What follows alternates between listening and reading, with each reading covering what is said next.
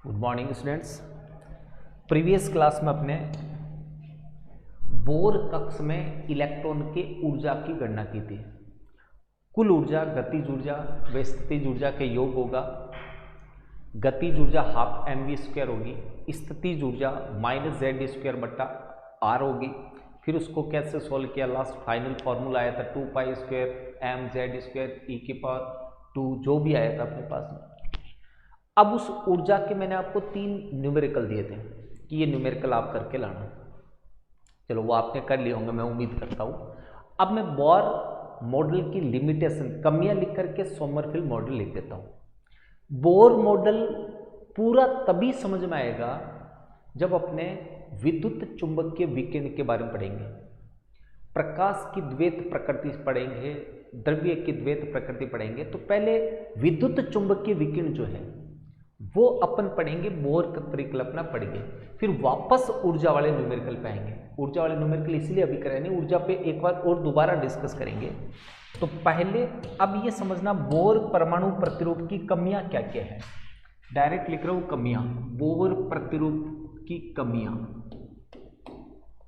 इससे पहले अपने बोर के 4 अभिक्रियक लिए थे, 4 अभिक्रियक लिए, फिर त्रिज्या की गणना की, ऊर्जा की गणना की और वेग की गणना की। अब समझना कमियां क्या क्या। पहली कमी, ये केवल उन्हीं परमाणुओं या उन्हीं तत्वों की व्याख्या करता है या उन्हीं स्पीसीज की व्याख्या करता है जिनमें एक इलेक्ट्रॉन उपस्थित हो, एक इलेक्ट्रॉन उपस्थित हो। ध्यान से समझना पॉइंट नंबर 1। बोर सिद्धांत केवल उन्हीं स्पीसीज के स्पेक्ट्रम की व्याख्या करता है जिनमें केवल एक इलेक्ट्रॉन उपस्थित हो। एक से अधिक इलेक्ट्रॉन वाले स्पीसीज के स्पेक्ट्रम की व्याख्या ये नहीं करता। स्पेक्ट्रम क्या होता है वो अपने प्रकाश में पढ़ेंगे, अवशोषण स्पेक्ट्रम, उत्सर्जन स्पेक्ट्रम सारा पढ़ेंगे। अभी तो इतना ही याद रखना है कि ये एक इलेक्ट्रॉन वाले पदार्थों के ही स्पेक्ट्रम की व्याख्या करता है, एक से अधिक इलेक्ट्रॉन वाले पदार्थों के स्पेक्ट्रम की व्याख्या नहीं करता। दूसरा पॉइंट समझना, उच्च विभेदन क्षमता वाले, उच्च विभेदन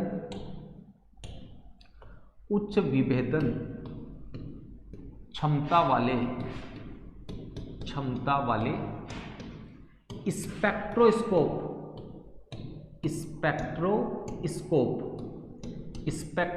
जैसे माइक्रोस्कोप होता है, ऐसे स्पेक्ट्रोस्कोप होते हैं जिसे पदार्थों के स्पेक्ट्रम जो होते हैं, अवशोषण उत्सर्जन, वो लिया जाता है। क्या होते हैं वो बात करेंगे, अभी तो रटना ही है। उच्च विभेदन क्षमता वाले स्पेक्ट्रोस्कोप से स्पेक्ट्रम लेने पर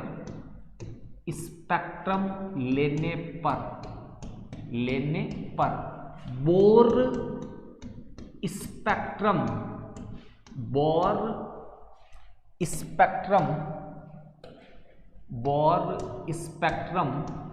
स्पेक्ट्रम समीपवर्ती रेखाओं के झुंड के रूप में दिखाई देता है, जिसे स्पष्ट नहीं कर पाया।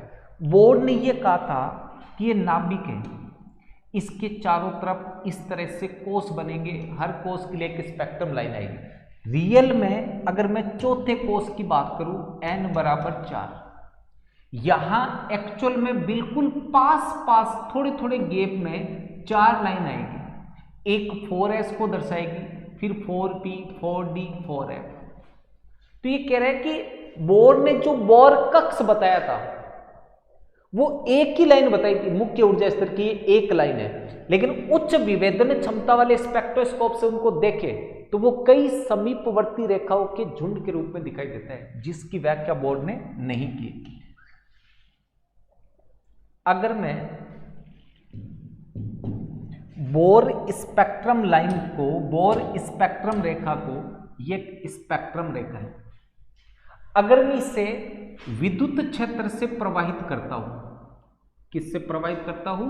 विद्युत क्षेत्र, इलेक्ट्रिक फील्ड, विद्युत क्षेत्र में से प्रवाहित किया, तो ये रेखा कई रेखाओं के रूप में विभाजित हो जाएगी, इस तरह से स्प्लिटिंग हो जाएगी, विभाजित हो जाएगी, इस तरह से स्प्लिटिंग हो जाती है। जब आ रही थी तो एक ही स्पेक्ट्रम लाइन आ रही थी। जैसे ही मैंने इसको विद्युत क्षेत्र में रखा, यहां 2 बार रखकर मान लो विद्युत क्षेत्र नाम दे दिया, बुक में ऐसा कैसा 2 बार देख के नाम दे रखा, बीच में लिखा है विद्युत क्षेत्र, अपने एक से ही समझ लेंगे। ये इस तरह से स्प्लिटिंग होगी। ऐसी अगर मान लो बोर स्पेक्ट्रम लाइन को, बोर की स्पेक्ट्रम लाइन को चुंबकीय क्षेत्र से गुजारा जाए, चुंबकीय क्षेत्र, तब भी इस स्पेक्ट्रम लाइन का विपाटन हो जाता है। ये कई समीपवर्ती रेखाओं के रूप में ऐसे विभाजित हो जाती है। दोबारा समझ, एक ही स्पेक्ट्रम लाइन थी, जैसे ही विद्युत क्षेत्र से पास किया, कई समीपवर्ती रेखाओं के झुंड के रूप में दिखाई देने लगे। सेम सिचुएशन चुंबकीय क्षेत्र की उपस्थिति में भी आई, इसमें भी आई। विद्युत क्षेत्र की उपस्थिति में स्पेक्ट्रम लाइन का विपाटन होना स्टार्क प्रभाव कहलाता है। स्टार्क प्रभाव, ये दोनों नाम अच्छे से याद रखना है, किसकी उपस्थिति में होता है। चुंबकीय क्षेत्र की उपस्थिति में स्पेक्ट्रम लाइन का विपाटित होना जीमान प्रभाव कहलाता है, जीमान प्रभाव कहलाता है।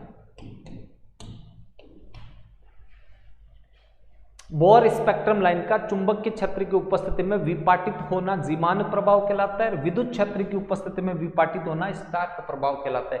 ये भूल जाओगे चुंबकीय क्षेत्र में क्या था, स्टार्क में क्या था। तो ऐसे याद रखना, विद्युत का मतलब V,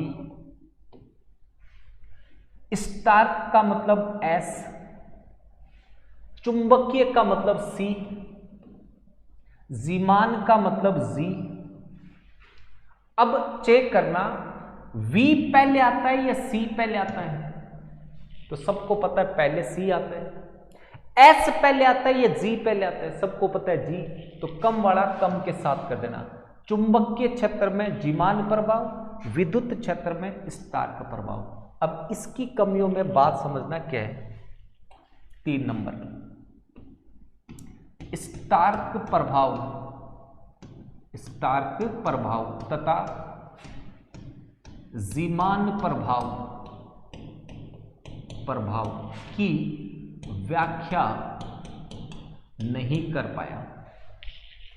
स्टार्क प्रभाव तथा जीमान प्रभाव की व्याख्या नहीं कर पाया, ये आपको लिखना है। अब ये स्टार्क प्रभाव क्या है, जीमान प्रभाव क्या है, ये मैंने आपको बता दी। क्या कितनी कमी होगी,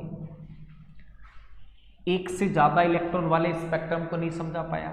उच्च विभेदन क्षमता वाले स्पेक्ट्रोस्कोप से स्पेक्ट्रम लेने पर बोर स्पेक्ट्रम समीपवर्ती रेखाओं के झुंड के रूप में दिखाई देता है, जिसे स्पष्ट नहीं कर पाया। एक इलेक्ट्रॉन सिस्टम का मतलब समझना, हाइड्रोजन में एक इलेक्ट्रॉन है, He+, 2 इलेक्ट्रॉन थे, एक त्याग दिया, एक ही है। Li+2, 3 इलेक्ट्रॉन थे, 2 त्याग दिए, कितना बचा, 1। मैंने हर न्यूमेरिकल के अंदर He+ लिखा, Li+2 लिखा। क्यों लिखा, क्योंकि बोर केवल उन्हीं की व्याख्या करेगा जिनमें एक इलेक्ट्रॉन हो, एक से ज्यादा इलेक्ट्रॉन वाले की व्याख्या नहीं करता। 4 नंबर समझना, द्रव्य की द्वैत प्रकृति, द्वैत प्रकृति, द्वैत को इंग्लिश में बोलते हैं ड्यूल, मोबाइल पे लिखा था ड्यूल सिम, डबल वाला। द्वैत प्रकृति का मतलब द्रव्य को कणीय प्रकृति माने तथा तरंग प्रकृति माने। पदार्थ कण के रूप में भी मान सकते हैं, पदार्थ तरंग के रूप में भी मान सकते हैं। इसकी व्याख्या आगे करेंगे। द्रव्य की द्वैत प्रकृति अर्थात द्रव्य की द्वैत प्रकृति जिस वैज्ञानिक ने समझाई थी, उस वैज्ञानिक का नाम था डी ब्रॉगली। क्या नाम था, डी ब्रॉगली। डी ब्रॉगली सिद्धांत,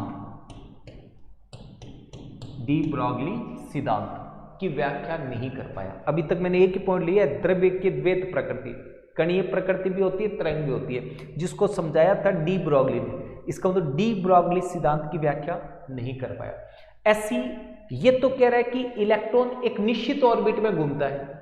हाइजेनबर्ग ने कहा कि वो जहां होना चाहिए उससे थोड़ा कम ज्यादा भी हो सकता है, उसको बोलते हैं हाइजेनबर्ग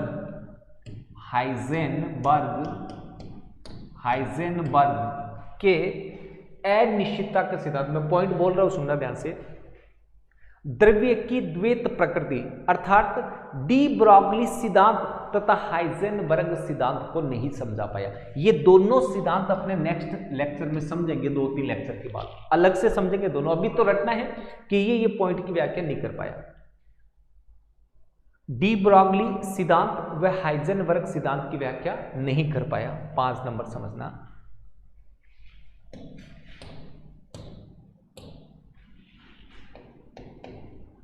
परमाणु के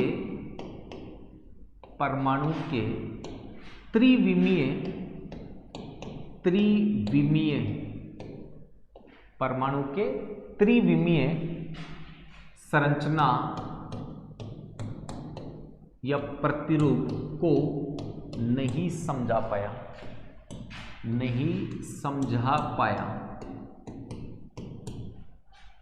परमाणु के त्रिविमीय मॉडल, परमाणु की त्रिविमीय संरचना को नहीं समझा पाया। 6 नंबर, ये अणुओं की ज्यामिति को नहीं समझा पाया। मतलब आपने रासायनिक बंध के अंदर वेस्पर थ्योरी पढ़ी थी, उस थ्योरी में दिया हुआ है कौन से अणु की ज्यामिति क्या होगी। जैसे CH4 चतुष्फलकीय, NH3 त्रिकोणीय पिरामिड है, H2O V आकार का है, CO2 रेखीय। बट इस बोर सिद्धांत से ये नहीं बता सकते इन परमाणु से बना है तो ऐसा होगा। ये बंध निर्माण के बारे में कोई सूचना नहीं देता। इसका मतलब ये 5-7 कमियां हैं जो आपको अच्छे से पढ़नी। इलेक्ट्रॉन के लिए क्या है, उच्च विभेदन क्षमता है, स्टार्क प्रभाव है, जीमान प्रभाव है, डी ब्रॉगली हाइजेनबर्ग को नहीं समझा पाया, त्रिविमीय मॉडल को नहीं समझा पाया, अणुओं की ज्यामिति को नहीं समझा पाया। ये कमियां हैं बोर प्रतिरूप की। इन कमियों को सुधार करने के लिए एक नया प्रतिरूप दिया था, मतलब बोर प्रतिरूप में सुधार किया था सोमरफील्ड ने। ध्यान से समझना, अभी तक आपने परमाणु प्रतिरूप के अंदर थॉमसन प्रतिरूप पढ़ा है, रदरफोर्ड पढ़ा है, बोर परमाणु प्रतिरूप पढ़ा है। बोर में भी कुछ कमी रह गई थी, उन कमियों का सुधार किया था सोमरफील्ड ने। ध्यान से समझना, सोमरफील्ड द्वारा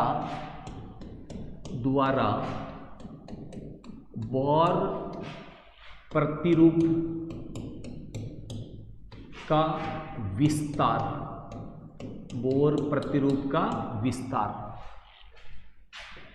ध्यान से समझना, सोमरफील्ड द्वारा बोर प्रतिरूप का विस्तार। निल्स बोर ने क्या बताया? एक टाइम क्या हो गया,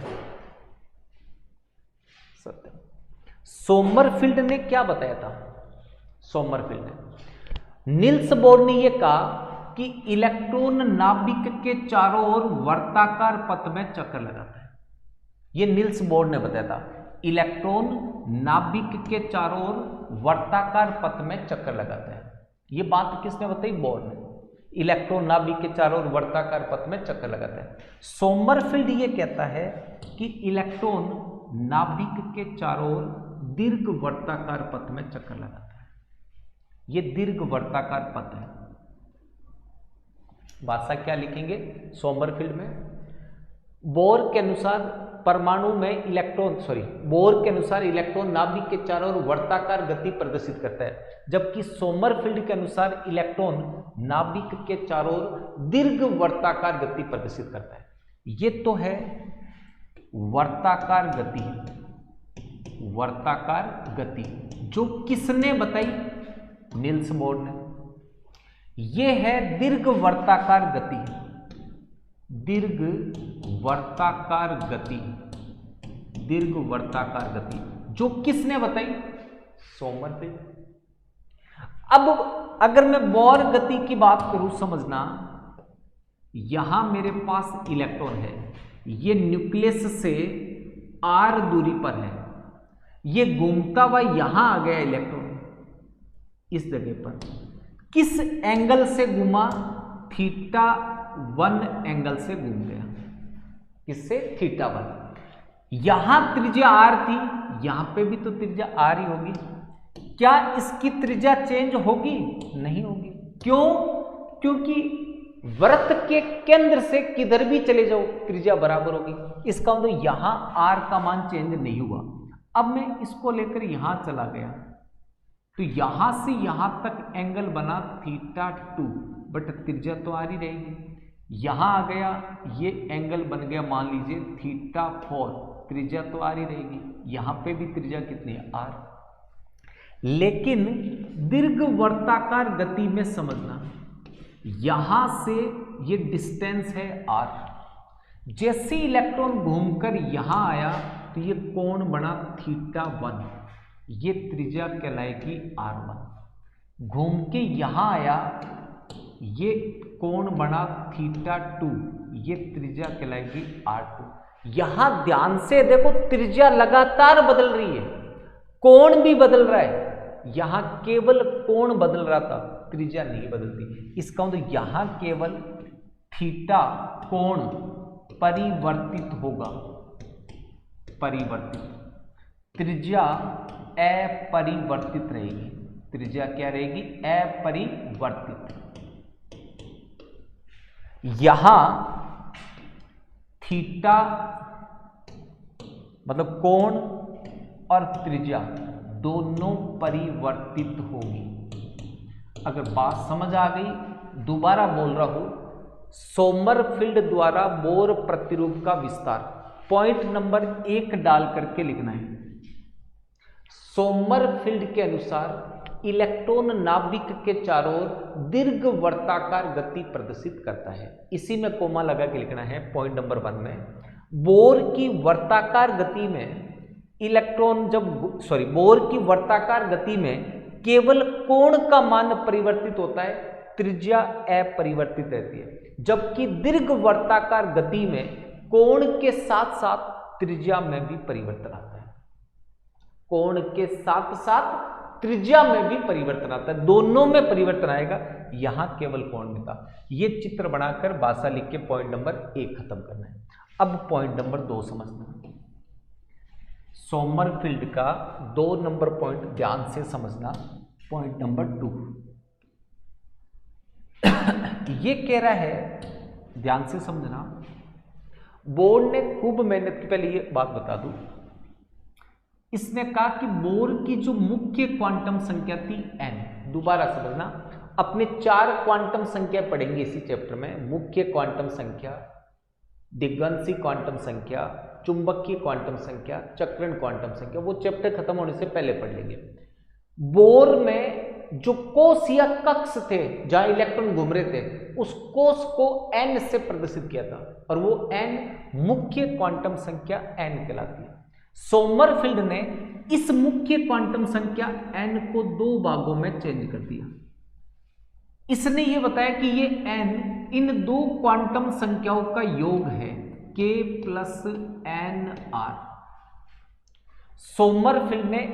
बोर ने n बताया, सोमरफेल्ड ने बताया k प्लस nr। क्या बताया? k plus nr। n क्या थी? मुख्य क्वांटम संख्या, मुख्य क्वांटम संख्या। ये सोमरफेल्ड के अनुसार कहलाती है दिग्गंशी क्वांटम संख्या, दिग्गंशी क्वांटम संख्या। ये कहलाती है त्रिज्या क्वांटम संख्या या त्रिज्यीय क्वांटम संख्या। इन दोनों के योग के बराबर मुख्य क्वांटम संख्या होगा। यानी कि सोमरफेल्ड ये कहता है कि जो बोर का कोणीय संवेग था, बोर का कोणीय संवेग, वो अलग अलग क्वांटीकृत होगा। क्वांटीकृत का मतलब अलग अलग संख्या के लिए अलग होगा। जैसे बोर ने ऐसे बताया था MVR बराबर NH/2 पाई। ये कह रहा है ये इसके बराबर होगा MVR बराबर n की जगह ये वैल्यू लेनी है। इसका मतलब n की जगह ये रख दूं तो इन दोनों से H/2 पाई गुना होगा तो क्या आ जाएगा KH/2 पाई प्लस NRH/2 पाई। ये कोणीय आघूर्ण बोर के अनुसार था और ये सोमरफील्ड के अनुसार। ये किसके अनुसार है? सोमरफील्ड के अनुसार। वापस पॉइंट नंबर 2 पे बात कर रहा हूं मैं, समझना। बोर की मुख्य क्वांटम संख्या को n को सोमरफील्ड ने दो संख्याओं का योग माना। पॉइंट नंबर 2 में क्या लिखोगे? दो संख्याओं का योग माना k प्लस nr। अब ये कह रहा है k की जो वैल्यू होगी, कुछ बुक में इसको ऐसे थीटा से या फाई से भी लिखते हैं, k लिखो फाई लिखो सब में सेम बात है। इस k का जो मान होगा पूर्णांक में n से लेकर के 1 तक होगा। k का मान कितना होगा? अधिकतम k का मान n के बराबर होगा और कम से कम 1 होगा। अब nr का मान कितना होगा वो समझना। पूर्णांक मैं ये कह रहा हूं nr किसके बराबर है? n माइनस k के। इस सूत्र से देख लो n बराबर k प्लस nr, तो nr बराबर n माइनस k। अगर मैंने ये कहा कि इसकी वैल्यू n है, इसकी वैल्यू मैंने अधिकतम n मान ली। कितनी मान ली? n। तो k की वैल्यू भी n, कितना आया? 0। इसका मतलब कितना हो जाएगा? 0 से दोबारा समझना, इसकी वैल्यू n है, k की वैल्यू कम से कम कितनी होगी? 1। तो 1 लिख दो, कितना आया? n-1। ये बिना सोचे समझे आपको याद हो जाएगा कि दोनों मिलाकर के इतना होना चाहिए, तो दोनों मिला लो n आएगा। देखो n प्लस 0 को जोड़ दो n आएगा, 1 प्लस n-1 को जोड़ दो n आएगा। तो ये दोनों वैल्यू आपको अच्छे से याद रखनी है। अब पॉइंट नंबर 3 समझना, 3 नंबर पॉइंट। बोर ने मेहनत करके अपना प्रतिरूप दिया, सोमरफील्ड ने 1 मिनट में फेल कर दिया कि इलेक्ट्रॉन वर्ताकार गति नहीं करेगा, दीर्घ वर्ताकार गति करेगा। नील्स बोर नाराज हो गया, सोमरफील्ड के पास आया उसकी लैब में कि बता इलेक्ट्रॉन कैसे गति कर रहे हैं। तो सोमरफील्ड ने ये देखा, जब नील्स बोर को अपनी लैब में लेके आया, इलेक्ट्रॉन ऐसे वर्ताकार गति कर रहा था नाभिक के चारों ओर। तो नील्स बोर ने कहा ये देख, ये तो वर्ताकार गति कर रहा है, तूने तो दीर्घ वर्ताकार बताया। बोली मैंने तो दीर्घ वर्ताकार देखी थी। जैसे नील्स बोर उस लेब से बाहर निकला, इलेक्ट्रॉन ऐसे घूमना प्रारंभ हो गया, दीर्घ वर्ताकार। सोमरफील्ड भागता भागता गया नील्स बोर के पास, बोले 1 मिनट रुक, अब चल। नील्स बोर ने कहा वापस आया, आके देखा इलेक्ट्रॉन ऐसे घूम रहा था। जैसी नील्स बोर लेब में आता ऐसे घूमता, नील्स बोर के जाती ऐसे घूमने लग जाता। सोमरफील्ड ने कहा ये सिचुएशन क्या है? तो सोमरफील्ड ने कहा इसका मतलब बोर भी सही है। तो सोमरफील्ड ने पॉइंट नंबर 3 में कहा कि जो बोर की वर्ताकार गति है, अब समझना बात, बोर की जो वर्ताकार गति है वो दीर्घ वर्ताकार गति की एक विशेष स्थिति है। बोर की वर्ताकार गति दीर्घ वर्ताकार गति की एक विशेष स्थिति है। कब? जब लघु अक्ष और दीर्घ अक्ष समान हो जाए, ऐसे समझना। ये दीर्घ वर्ताकार गति है, इसको बोलते दीर्घ अक्ष, इसको बोलते लघु अक्ष।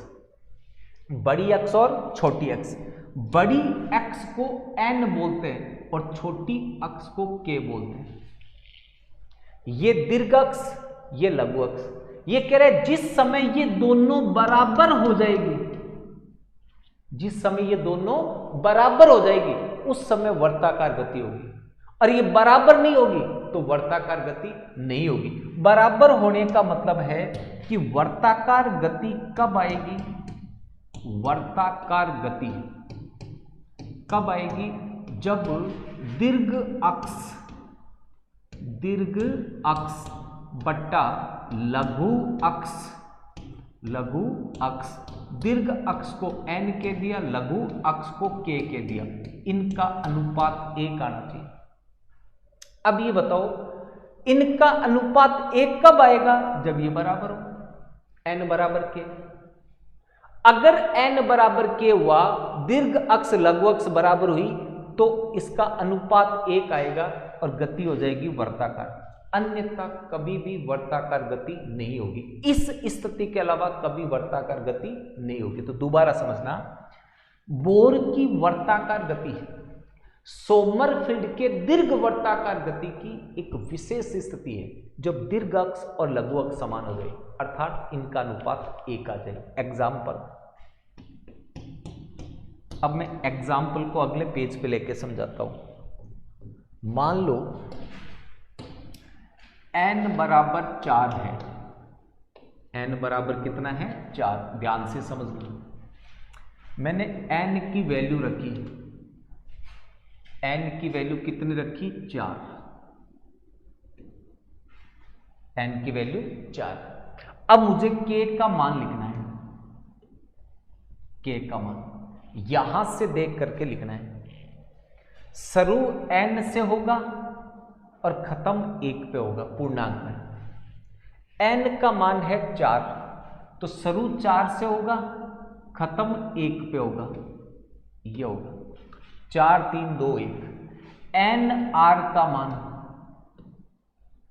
n r का मान चाहे तो इस सूत्र से लगा लो, 0 से शुरू कर दो, n-1 तक चलना है, 0 से n-1 तक।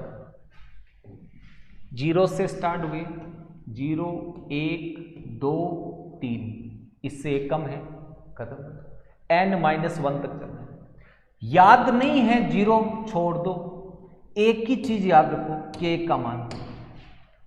k का मान कितना होगा? n के बराबर से शुरू होगा और 1 पे जाके खत्म हो जाएगा। अब ये किसके बराबर है? दोनों के योग के बराबर। तो इन दोनों को जोड़ने पर इसका मान आना चाहिए, 4 आना चाहिए। तो देखो 4 में कितना जोड़ो कि 4 आ जाए? 0। 3 में कितना जोड़ो कि 4 आ जाए? 1। इसमें 2, इसमें 3।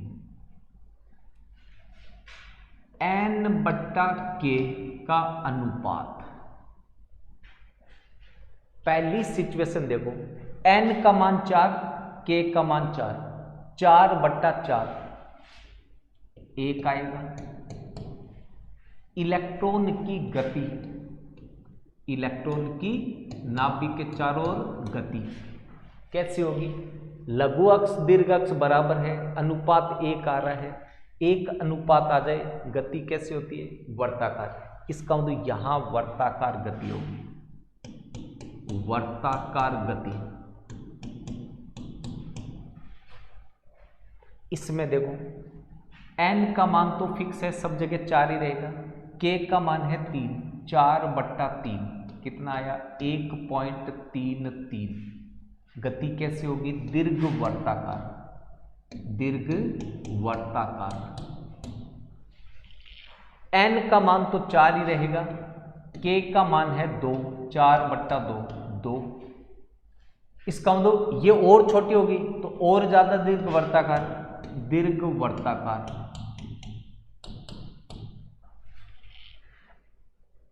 n का मान 4, k का मान 1, 4 बट्टा 1 बराबर 4, दीर्घ वर्ताकार। अब ध्यान से देखो, टोटल 4 तरह की गति आई, जिनमें से एक बार वर्ताकार है, बाकी सारी दीर्घ वर्ताकार है। इसका मतलब हमेशा दीर्घ वर्ताकार होगी, एक स्पेशल कंडीशन में वर्ताकार हो जाएगा। अगर मैं n का मान 1 लेता, n का मान 1 लेता तो k का मान 1 होता, 1 पे खत्म हो जाता क्योंकि 1 से 1 तक क्या आता, ये 0 आता, 1 बट्टा 1 1 आता, वर्ताकार गति दूसरी कोई होती नहीं। n का मान 2 होता तो यहां 2, यहां 1, यहां 0, यहां 1, 2 बट्टा 2 1 आता, 2 बट्टा 1 2 आता, एक वर्ताकार एक दीर्घ वर्ताकार। ऐसी n का मान 3 ले सकते हो, n का मान 7 ले सकते हो, चाहे जितना ले सकते हो। मैं इसका चित्र बनाना चाहूँ, समझना चित्र कैसे बनाऊं, आगे लेके बना लेता हूं, ध्यान से समझना। ये मेरे पास में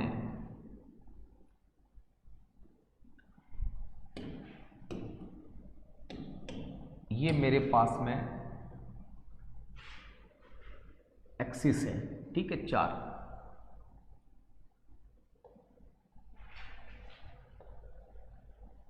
ये 4 एक्सिस हो गई। ये चारों n को प्रदर्शित कर रहे हैं, चारों जगह n का मान 4 ही रखा। अब k का मान समझना, एक बार n के बराबर करता हूं, फिर 3, फिर 2, फिर 1, एक एक पार्ट छोटा करता जाऊं।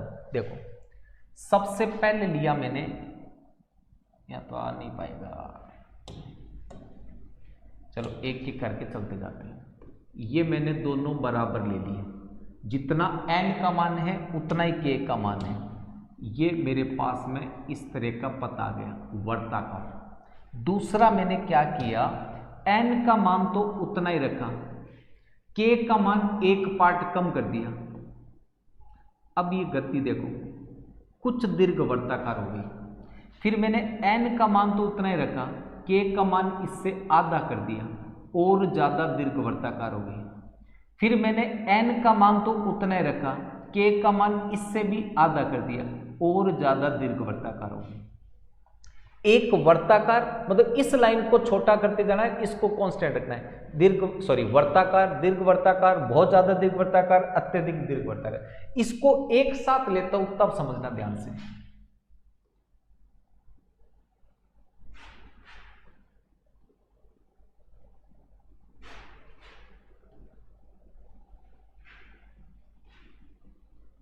ये चित्र बना। अब इस डायग्राम में ध्यान से समझना, इसके लिए n बराबर 4 है, सबके लिए n बराबर 4 ही है, सबके लिए n बराबर क्या है 4। लेकिन k की वैल्यू की बात करें तो यहां k का मान है 4, ये थोड़ी सी दीर्घ वर्ताकार हुई, k का मान है 3, यहां k का मान है 2, यहां k का मान है 1। जहां k का मान सबसे ज्यादा मतलब n के बराबर है वहां वर्ताकार गति, जैसे जैसे k कम होता गया दीर्घ वर्ताकार रूप बढ़ता गया और वर्ताकार रूप कम होता गया। ऐसे मान लो आपको ये दे देता कि n की वैल्यू 3 है तो आप k क्या लिखते हैं 3, 2, 1, ये k की वैल्यू आती। n r की वैल्यू क्या लिखते हैं 0, 1, 2, n बट्टा k क्या आता 3/3, 3/2, 3/1। ये वर्ताकार गति होती है, ये दोनों दीर्घ वर्ताकार। ये सोमरफेल्ड का परमाणु प्रतिरूप था, या सोमरफेल्ड द्वारा बोर प्रतिरूप का विस्तार था। 3 पॉइंट मैंने आपको बताया, तीनों पॉइंट अच्छे से याद रखना है। वर्ताकार गति की जगह दीर्घ वर्ताकार होगी, n 2 संख्याओं का योग होगा, दोनों के लिए अलग अलग कोणीय संवेग आएगा। वर्ताकार गति दीर्घ वर्ताकार की विशेष स्थिति होगी, एग्जाम्पल लेकर के समझा सकते हैं। अब सोमरफेल्ड का जो निष्कर्ष था वो समझना, ये कह रहा है कि k का मान चेंज होगा। जब k का मान चेंज होगा तो ऑटोमेटिक ऊर्जा चेंज होगी। यहां अलग ऊर्जा आएगी, यहां अलग आएगी, मतलब k का मान 4 है तो अलग ऊर्जा, 3 है तो अलग, 2 है तो अलग, 1 है तो अलग। जब k का मान चेंज होने से ऊर्जा अलग अलग आएगी तो ऊर्जा चेंज होती इलेक्ट्रॉन उसी पथ पे नहीं घूमेगा, जैसे ऊर्जा चेंज होगी नए पथ में घूमेगा। इसको ऐसे समझो, चाहे k के मान से समझो, k का मान परिवर्तित होने के कारण इलेक्ट्रॉन उसी पथ पे बार बार नहीं घूमेगा, क्योंकि k चेंज होगा तो ऊर्जा चेंज होगी, ऊर्जा चेंज होगी तो वो नए पथ पे चला जाएगा। दूसरी बात समझना, ये कह रहा है कि दीर्घ वर्ताकार गति में इलेक्ट्रॉन की त्रिज्या चेंज होगी। क्या चेंज होगी? त्रिज्या। वर्ताकार गति होती त्रिज्या चेंज नहीं होती, दीर्घ वर्ताकार गति है त्रिज्या चेंज होगी। त्रिज्या चेंज होने से मैंने आपको बताया था ये स्टिक है, एक तो ये छोटा सा रस्सा बांध के पत्र बांध के घुमाओ, एक बड़ा रस्सा बांध करके फिर इसको घुमाओ, दोनों के वेग अलग अलग होंगे। जैसे ही मैंने त्रिज्या परिवर्तित की तो वेग परिवर्तित हो गया। इसका मतलब जो घूमते हुए इलेक्ट्रॉन की दीर्घवृत्ताकार पथ में त्रिज्या का मान परिवर्तित होगा तो अपने आप वेग का मान परिवर्तित होगा। त्रिज्या परिवर्तित होने से वेग परिवर्तित होगा। वेग परिवर्तित होने से मैंने आपको इलेक्ट्रॉन का द्रव्यमान पढ़ाया था गतिशील अवस्था में, यह सूत्र लिखा था m/1 माइनस v² बट्टा c² की पावर हाफ। मैंने कहा था कि जैसे जैसे v बढ़ता जाएगा वैसे वैसे m डैश बढ़ता जाएगा, और जब ये v c के बराबर हो जाएगा तो v² बट्टा c² 1 आएगा, 1 माइनस 1 0 आएगा, 0 का भाग देंगे अनंत, इसका द्रव्यमान अनंत हो जाएगा, जो नगण्य होना चाहिए वो अनंत हो जाएगा। इसका मतलब v चेंज होने का मतलब m चेंज होगा। इसको आपेक्षिकता सिद्धांत बोलते हैं फिजिक्स में। अभी तक मैंने क्या कहा है कि दीर्घवृत्ताकार पथ में त्रिज्या चेंज होगी। त्रिज्या चेंज होने का मतलब बिना किसी को पूछे वेग चेंज करना पड़ेगा। वेग चेंज होने का मतलब द्रव्यमान चेंज होगा। और आइंस्टीन की ऊर्जा समीकरण है E बराबर mc²। छोटी क्लासों से पढ़ते हुए आ रहे, E बराबर mc²। C फिक्स है प्रकाश का वेग, m का मान उच्च तो ऊर्जा का मान भी उच्च होगा, m का मान कम तो ऊर्जा का मान भी कम होगा। अब मैं ये कहूं कि m का मान परिवर्तित हो जाए तो m परिवर्तित होने का मतलब ऊर्जा भी तो परिवर्तित होगी, इसका मतलब ऊर्जा चेंज होगी। दोबारा समझना, दीर्घवृत्ताकार पथ में घूमते हुए इलेक्ट्रॉन की त्रिज्या परिवर्तित होगी जिससे वेग में परिवर्तन आएगा। वेग परिवर्तन से आपेक्षिकता सिद्धांत के अनुसार द्रव्यमान परिवर्तित होगा। द्रव्यमान परिवर्तित होने के कारण आइंस्टीन समीकरण के अनुसार उस इलेक्ट्रॉन की ऊर्जा चेंज होगी, और ऊर्जा चेंज होगी तो अपने बोर परिकल्पना में पॉइंट नंबर 3 यही था कि जब तक इलेक्ट्रॉन ऊर्जा का अवशोषण या उत्सर्जन नहीं करेगा तब तक एक निश्चित पथ पर घूमता रहेगा। जैसी ऊर्जा चेंज हुई तो या तो निम्न कोश में आएगा या उच्च कोश में, तो यहां ऊर्जा चेंज होगी, इसका मतलब इलेक्ट्रॉन का पथ परिवर्तित होगा, पथ परिवर्तन होगा, मतलब जिस पथ पे पहले गया था उस पथ पे दोबारा नहीं जाएगा, तो वो फिर इस तरह से घूमेगा। समझना, इस तरह से ऐसी गति प्रदर्शित करेगा। एक बार यहां इलेक्ट्रॉन घूम के आ गया, दोबारा ऐसे चेंज करता जाएगा, इस तरह से, इस तरह की गति प्रदर्शित करेगा। ऐसी गति को आयन गति बोलते हैं, इलेक्ट्रॉन की आयन गति। यह गति कोश में उपकोश की उपस्थिति को प्रदर्शित करता है, उपकोश की उपस्थिति को प्रदर्शित करता है।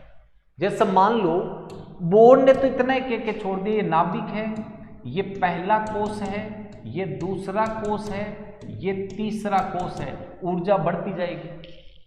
इलेक्ट्रॉन पहले उसमें आता है जिसकी ऊर्जा कम हो और बाद में उसमें जाएगा जिसकी ऊर्जा ज्यादा हो। जैसे मान लो आपको कार्बन का विन्यास लिखना हो, क्या लिखोगे? 1s2 2s2 2p2। अब ये सोचो यहां n का मान 1 है, मतलब यहां 2 इलेक्ट्रॉन आ गए। n बराबर 2 में पहले s में इलेक्ट्रॉन आए फिर p में आए, पर दोनों के लिए n का मान तो 2 ही है, ये संख्या तो 2 ही है। ये s उपकोश है, ये s उपकोश, ये p उपकोश, लेकिन कोशों की संख्या तो दोनों में सेम है। तो यहां एक्चुअल में 2 लाइन बनी छोटी छोटी पास पास ऐसे, ये 2s के लिए, ये 2p के लिए। बोर थोड़ा कम दिखाई देता था तो बोर को ये लाइन एक साथ दिख रही थी ऐसे ऐसे, बोर को ये लग रहा था ये एक ही लाइन है, जबकि सोमरफेल्ड ने कहा ये 2 लाइन है, एक 2s के लिए है और दूसरी 2p के लिए है। बोर को सिर्फ एक दिख रही थी, यहां 2 थी। ऐसी मान लो मैं इस तीसरे के लिए बात करूं, यहां एक्चुअल में पास पास 3 लाइन थी, 3s के लिए, 3p के लिए और 3d के लिए। बोर को ये एक ही लाइन दिखाई दे रही थी। इसका मतलब आयन गति जो आ रही है वो कोष में उपकोषों की उपस्थिति को प्रदर्शित कर रहे हैं। एक बार दोबारा लाइन समझ लो। दीर्घ वर्ताकार गति में इलेक्ट्रॉन की त्रिज्या चेंज होगी, जिससे स्वतः वेग चेंज होगा, वेग से द्रव्यमान चेंज होगा, द्रव्यमान से ऊर्जा चेंज होगी, जिससे इलेक्ट्रॉन पुनः उसी पथ पर चक्कर नहीं लगाएगा जिस पथ पे पहले गया था। इस प्रकार की गति आयन गति कहलाती है, जो कोष में उपकोष की उपस्थिति को बताती है। उपकोष क्या होते हैं वो आगे पढ़ेंगे, एस उपकोष, पी, डी, एफ जो भी है। तो आज के लिए इतना काफी है। Thank you, have a nice day, God bless you.